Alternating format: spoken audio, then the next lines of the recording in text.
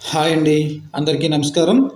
ఈరోజు మీకు ఈ వీడియోలో ఒక లో బడ్జెట్‌లో ఉన్నటువంటి ఇండిపెండెంట్ హౌస్ చూపిస్తానండి. దయచేసి ఈ వీడియోని స్కిప్ చేయకుండా చివరి వరకు చూడండి.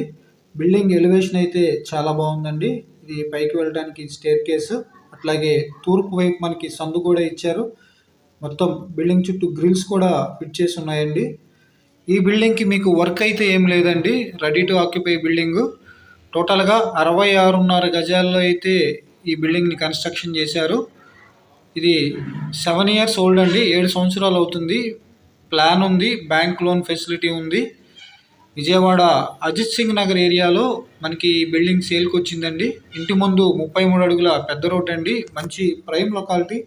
ఏరియా అయితే చాలా డీసెంట్‌గా ఉంది.